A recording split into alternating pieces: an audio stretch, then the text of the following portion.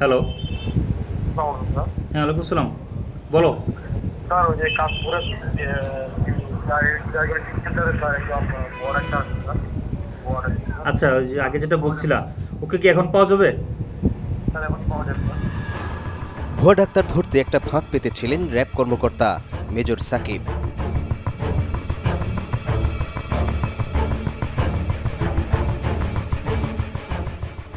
সময় কম, তাই সাদা পোশাকে টিম নিয়ে দ্রুত বেরিয়ে পড়লেন।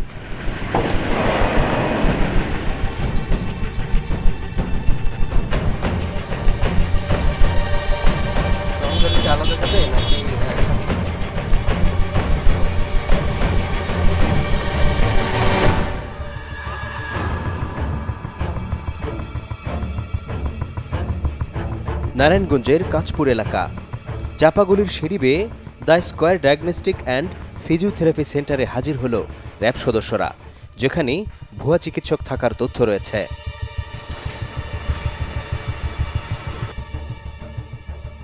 ডক্টর এমএস জাকারিয়া, এফসিজিপি মানেটা কি? ফেলোশিপ হ্যাঁ। জেনারেল এফসি ফেলোশিপ তো বুঝলাম, হ্যাঁ। সি সি হ্যাঁ, এফ মেডিসিন মানে কি? মেডিসিন মানে হচ্ছে এমডিটিসি, এটা তো আপনার সেল, তাই না? নিট এটা ন্যাশনাল এই যে এই যে দেখেন, এই যে এই সিল তো আপনার। তাহলে আপনি এটা বুঝতে পারতেছেন না যে এমডিটিসি মানে কি? আপনি একটা ডিগ্রি লাগাইছেন পাশে, এটা আপনি বলতে পারতেছেন না এটা মানেটা কি? করবো, আপনার কি বিএমডিসি লাইসেন্স আছে? আপনি কি এমবিবিএস পাস করছেন? আপনি কি ডক্টর? তারপরে যে এমবিবিএস, এগুলো তো তাহলে তো এটা তো আপনি সঠিক পরিচয় দেন না এখানে। চিকিৎসক পরিচয়ে অনিয়ম জালিয়াতির কোনোটাই বাদ রাখেননি এইচ.এম. জাকারিয়া। একে একে বের হতে থাকলো তার নানা অপকর্মের তথ্য। এখানে ভিজিটিংয়ে যতগুলো ডিগ্রি দেখা যাচ্ছে, সাধারণত এতগুলো ডিগ্রি, এই ডিগ্রিগুলো কি করেছেন আপনি? পদ পদবি আর আইডি কার্ডের বাহার, যেখানে সাংবাদিক, মানবাধিকার কর্মী, চিকিৎসক কোনোটাই বাদ রাখেননি জাকারিয়া। ভুয়া এই চিকিৎসকের আয় কিন্তু কম নয়, কারণ তিনি নিজেই এই ডায়াগনস্টিক সেন্টারের মালিক। যুব উন্নয়নের এখানে ট্রেনিং হয়, আপনার এখানে ট্রেনিং হয়, এই ট্রেনিংটা কারা করায়? ঘটনার এখানেই শেষ নয়। ভুয়া চিকিৎসা বাণিজ্যের আরও একটি দোকান খুলেছেন জাকারিয়া। নাম দিয়েছেন জাতীয় যুব উন্নয়ন প্রশিক্ষণ সেন্টার। বাট এটা সরকারি কোনো কিছু না, যেটা আমাদের যুব উন্নয়ন অধিদপ্তর, সেটা না। জয়েন্ট স্টক থেকে লাইসেন্স নিলে তো ডাক্তারদের সার্টিফিকেট দিতে পারে না, এটা বিএমডিসির সার্টিফিকেট লাগে। এটা কি বিএমডিসির সার্টিফিকেট আছে? বিএমডিসির অনুমোদন আছে? এটা বিএমপিসি থেকে আমাদের দেয়নি, এটা দিছে হলো যাত্রাবাড়ি থেকে শাখা একটা অফিস। ঠিক আছে। ডিপ্লোমা ইন প্যারামেডিক্স, মেডিসিন এবং নার্সিং বিষয়ে কয়েকশো শিক্ষার্থীকে সনদও দিয়েছেন। একবার ভাবুন কি চিকিৎসা সেবা দিচ্ছেন তারা।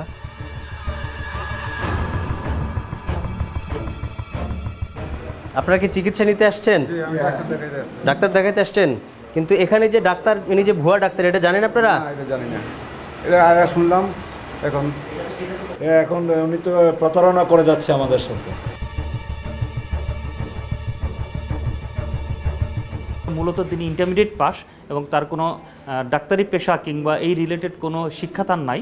প্রিমিয়ার ইউনিভার্সিটি অফ টেকনোলজি, এই প্রতিষ্ঠানে তিনি 2005-2006 সেশনে এমবিবিএস AM বা অল্টারনেটিভ মেডিসিন, যেটার সম্পূর্ণ রকমের ভুয়া, কোনো বৈধ কাগজপত্র বা বিএমডিসি কোনো কিছুই নাই, সেখানে তিনি ভর্তি হয়েছিলেন বলে আমাদেরকে জানান, কিন্তু তিনি সেখানে লেখাপড়া কন্টিনিউ করেননি।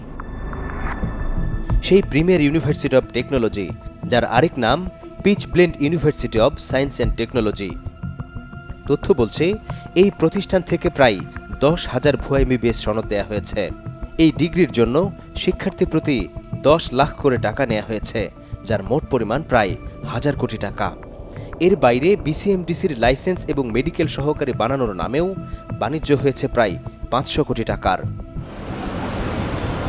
বলা যায় চিকিৎসা সেবার নামে রমরমা সনদ বাণিজ্য চালিয়েছে কথিত premier university of technology. BMDC কিংবা সরকারি কোনো প্রতিষ্ঠান যাতে তাদেরকে ডিস্টার্ব করতে না পারে, এইটা বলে হাইকোর্টে রিট পিটিশন ফাইল করলো। তো আমি আশ্চর্য হয়ে গেলাম যে তারা নিজেরাই জানে যে তারা প্রত্যেকে ভুয়া এবং প্রত্যেকে অবৈধভাবে আইন ভঙ্গকারী হিসেবে, এবং প্রত্যেকের বিরুদ্ধে আসলে মানে জেল জরিমানা পর্যন্ত হতে পারে। এটা জেনেও ওরা হাইকোর্টে গেছে, তা কোর্টের থেকে অর্ডার নিয়েছে যে সরকারি কোনো প্রতিষ্ঠান যাতে তাদেরকে ডিস্টার্ব করতে না পারে। অনেকটা চোরের মার বড় গলার মতো ঘটনা। বিএমডিসির এই আইনজীবী ভুয়া চিকিৎসকরা কিভাবে তাদের কার্যক্রম চালিয়ে যাচ্ছে সে বিষয়েও কথা বলেছেন। আমরা যখন এই মামলায় আইনজীবী হিসেবে নিয়োগ হলাম, তখন আমরা হাইকোর্টে গিয়ে বিষয়টা উপস্থাপন করলাম কোর্টের কাছে। অনেক ঘোরাঘুরি করার পরে অনেক কষ্টে মামলাটা যখন শুনানির পর্যায়ে আসলো, তখন ওরা বললো আমরা এই মামলা চালাবো না। যেই মামলাটা আপনার বন্ধ হয়ে গেল, তখনই তাৎক্ষণিকভাবে আমরা ক্রিমিনাল মামলা তাদের বিরুদ্ধে ফাইল করলাম। কোর্টের থেকে গ্রেপ্তারি পরোয়ানা পাওয়ার পরেও তাদের কাজকর্ম চালিয়ে যাচ্ছে। আমাদের কাছে যে জিনিসটা সবচেয়ে মিস্টিরিয়াস লাগতেছে সেটা হচ্ছে ল এনফোর্সিং এজেন্সি কোথাও তাদেরকে খুঁজে পায় না। জাল সার্টিফিকেটের আর আসল সার্টিফিকেট কোনো পার্থক্য ছিল না, একদম অরিজিনাল সার্টিফিকেট প্রডিউস করছে। কোনো মেডিকেল কলেজে না পড়েও বিএমডিসি থেকে লাইসেন্স নিয়ে চিকিৎসা দিচ্ছেন এমন একজনকে নিয়ে হাজির হব একটা বিরতির পর। এখন যদি আমি ভুয়া হয়ে থাকি, তাহলে আমার বাংলাদেশ সরকার এই যে কাউন্সিল এরা আমার রেজিস্ট্রেশন দিল না। কোথায় কিভাবে আপনি এমবিবিএস করলেন এই ডিটেলটা আপনি একটু বলেন। এখন ঘটনা হচ্ছে যে আমরা গণস্বাস্থ্য থেকে করছি, গণস্বাস্থ্যর সকল কাগজপত্র নিয়ে বিএমডিসির জমা দিছি। বিএমডিসি আমাদেরকে রেজিস্ট্রেশন দিছে। সে রেজিস্ট্রেশন দীর্ঘ কয়েক বছর ধরে ডাক্তারি করতেছি। ডাক্তার আব্দুল হামিদ গণস্বাস্থ্য সমাজভিত্তিক মেডিকেল কলেজ থেকে এমবিবিএস পাশের দাবি করছেন। লাইসেন্স নিয়েছেন Bangladesh medical and dental council BMDC থেকে, অর্থাৎ তিনি সরকারি লাইসেন্সপ্রাপ্ত ডাক্তার। আপনার রেজিস্ট্রেশন নাম্বার কত? 83,725। হ্যাঁ, বলা আছে রেজিস্ট্রেশন নম্বর A83725, ডেট হচ্ছে 26/7/2017। 1995 সালে এইচএসসি পাশ করে দীর্ঘ 10 বছর পর 2005-06 শিক্ষাবর্ষে এমবিবিএসে ভর্তি হয়েছেন। বিষয়টি খটকা লাগলো। আমাকে একটু কাগজপত্র যেগুলো দেখান। কাগজপত্রগুলো মতো অবস্থা আমার কাছে নাই। কোথায় রেখেছেন? এটা তো আপনার বাড়ি তো? না, রাজশাহীতে আছে। সময় না গড়াতেই ফোনের দ্বারস্থ হলেন ডাক্তার হামিদ। একটু কথা বলার জন্য ফোন দিলাম। ওই যে 24 একজন ভদ্রলোক আমার এখানে আসছেন, কি নাম? আসিফ। আসিফ। একটু না, হ্যাঁ কথা বলেন তো। অনেকটা কাঁটা দিয়ে কাঁটা তোলার মতো, অর্থাৎ অপর প্রান্তে যিনি কথা বলছেন তিনিও একজন সাংবাদিক। বলেন, আমি তো জানি না কেন উনি আপনাকে ফোন দিলেন, আমাকে কেন ফোন ধরাই দিলেন আমি বুঝতে পারছি না। না, এটা নেই আর কি, বিষয়টা যেহেতু রিলেটিভ মানুষ, আমরা সংবাদকর্মী মানুষ, আপনাদের লাইনের মানুষ, জি জি জি। তো যাতে না হয়তো সেভাবে ইয়ে করতে, তো আপনি ওই তথ্যগত বিষয় আসছেন। হ্যাঁ চাচা, তাহলে কথা দেওয়া যাবে। তাহলে ডাক্তার হামিদ হয়তো খেয়ালই করেননি তার মোবাইল ফোনটি লাউড স্পিকারে দেয়া, কিন্তু সাংবাদিক চাচার কাগজ না দেখাতে বলার কারণটা কি? যেহেতু আমার পিছনে অনেক সাংবাদিক, আপনাদের মতো সাংবাদিকরা লাগছে, উনি লিখতেছে, এখনো লেখে, প্রতিদিন দিনের পর দিন লেখে। তা আপনি ভুয়া ডাক্তার হলে তো লিখবেই। এখন যদি আমি ভুয়া হয়ে থাকি, তাহলে আমার বাংলাদেশ সরকার এই যে কাউন্সিল এরা আমার রেজিস্ট্রেশন দিল না।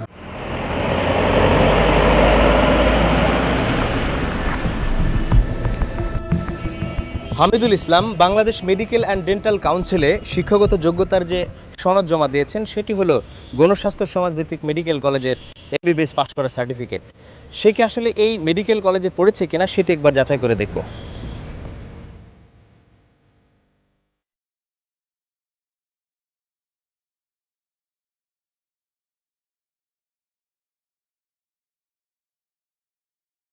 Thank you so much.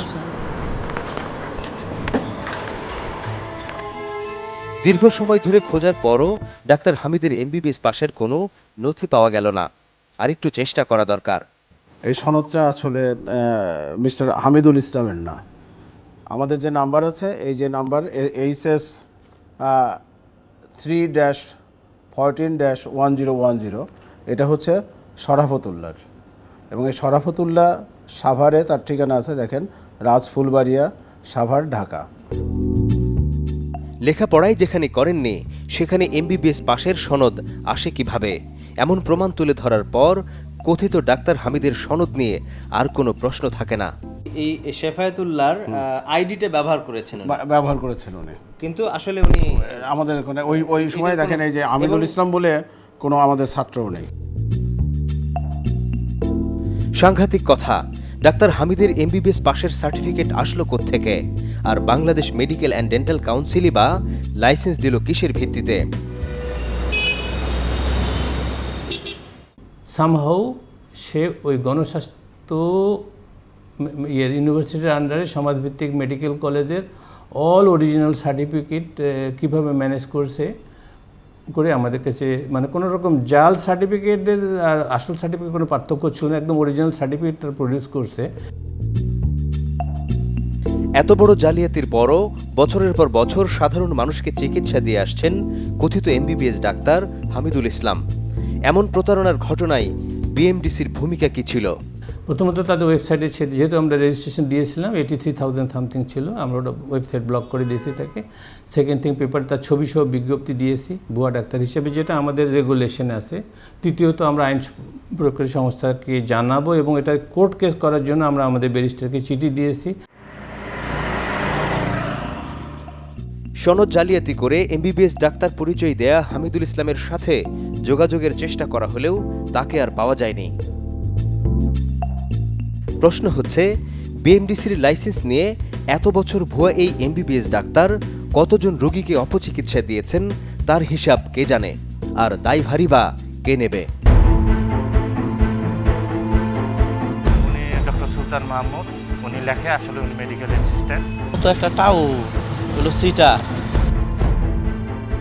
বিভিন্ন জায়গায় মানুষের চাকরি দেয়, এই করে টাকা পাঠায় লেনদেন করে, এইগুলো নিয়ে আসে ব্যস্ত বেশি। বিএমডিসির অথবা বিসিএমডিসির ভুয়া এমবিবিএস এর বাইরেও এমন একজনকে নিয়ে হাজির হব যিনি চিকিৎসক না হয়েও চিকিৎসক পরিচয়ে প্রতারণা করছেন।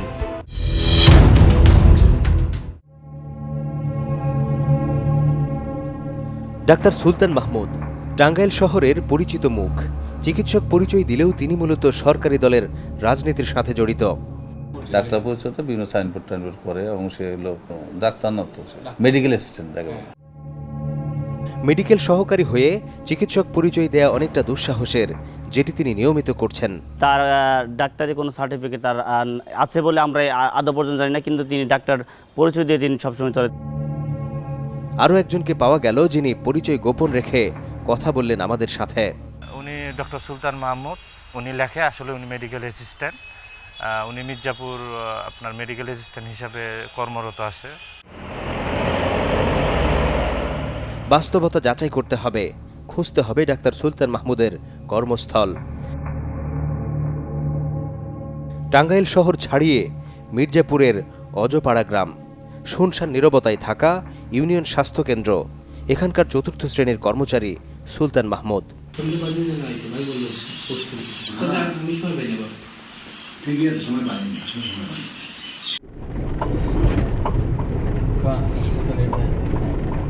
স্বাস্থ্যকেন্দ্রের কর্মচারী হয়ে যিনি নিজেকে ডাক্তার পরিচয় দেন, সেই সুলতান মাহমুদকে খুঁজতে তার বাসার সামনে টিম সার্চলাইট। সুলতান ভাইয়ের বাসা কোথায়? আপনি কি হয় আপনার? সুলতান ভাই তো নাই, সুলতান ভাই আমার হাজবেন্ড। মানে কোথায় পাবো, কোথায় ওনাকে? আপনি খুঁজে বের করেন কোথায় আছে। ওনার নাম্বারও বন্ধ পাচ্ছি। থাকতে পারে সে আসে নাই বাসায়। আমি একটা কার্ড দিয়ে যাই, ভাইকে বলেন আমাকে ফোন দিতে যদি ভাই আসেন আর কি। তিনতলার আলিশান এই বাড়ির মালিক কথিত ডাক্তার সুলতান। সিসিটিভি, এয়ার কন্ডিশন সবই রয়েছে বাড়িতে। চতুর্থ শ্রেণীর একজন কর্মচারী হয়ে এত বড় বাড়ির মালিক হওয়া সম্ভব কিনা প্রশ্ন উঠতেই পারে। চাকরির চাইতে তার বিষয়টা হলো যে সে বিভিন্ন জায়গায় মানুষের চাকরি দেয়, এই করে টাকা পাঠায় লেনদেন করে, এইগুলো নিয়ে আসে ব্যস্ত বেশি এবং এইগুলো করে সে অনেক অর্থবিত্তর মালিক হয়েছে। উপজেলা চেয়ারম্যানের বক্তব্যের সাথে মিল পাওয়া গেল স্থানীয় যুবকদের কথাতেও। তো একটা টাউ হলো সিটা, প্রশ্নপত্র জালিয়াতের সাথেও মানে জড়িত আছে। চাকরি বাণিজ্য করে থাকে, আপনার ম্যাথস আছে, এগুলাতে চাকরি করে, আপনার নার্সিংয়ে ভর্তি, এটাতে চাকরি করে, কৃষি উন্নয়নে সেখানে আপনার টাকার বিনিময়ে চাকরি করে। চাকরি বাণিজ্য, ভর্তি, তদবির কোনোটাই বাদ রাখেননি ডাক্তার সুলতান। চিকিৎসা ব্যবস্থার এই নাজুক পরিস্থিতি কতটা ভয়াবহ হতে পারে তার আগাম একটা সতর্কবাণী দিলেন বিএমডিসির সভাপতি। আমাদের জনগোষ্ঠী স্বাস্থ্যসেবার নামে অপচিকিৎসার শিকার হয়ে মৃত্যুর ঝুঁকিও তাদের হতে পারে। এখন আমি মনে হয় টাইম অত্যন্ত সঠিক সময় সরকারের যারা আইন শৃঙ্খলা রক্ষাকারী বাহিনী এই যারা অবৈধভাবে ডাক্তার তৈরি করছে বা ডাক্তারি নাম দিয়ে যারা প্রান্তিক অঞ্চলে জনস্বাস্থ্য স্বাস্থ্যসেবার নামে যে জিনিসটা দিচ্ছে এটা ইমিডিয়েটলি সমূলে উৎপাটন হওয়ার দরকার। মিডিয়ায় ভুয়া চিকিৎসক ধরপাকড়ের খবর দেখা গেলেও সবসময় ধরাছোঁয়ার বাইরে থেকেছেন যারা তাদের কারিগর। এখনই সময় এই নেপথ্য কারিগরদের আইনের আওতায় আনার, না হলে চিকিৎসা সেবার নামে অপচিকিৎসা কোনোভাবেই থামানো যাবে না। দর্শক, সুনির্দিষ্ট কোনো তথ্য, পরামর্শ কিংবা অভিযোগ থাকলে যোগাযোগ করতে পারেন স্ক্রিনে দেখানো নাম্বারে, জানাতে পারেন সামাজিক যোগাযোগ মাধ্যমেও। আপনার দেয়া তথ্যে সমাজের রন্ধ্রে রন্ধ্রে ঘাপটি মেরে থাকা জমাট অন্ধকারে আলো ফেলবে টিম সার্চলাইট। অনুসন্ধানের আলো হাতে দেখা হবে অন্ধকার পথে।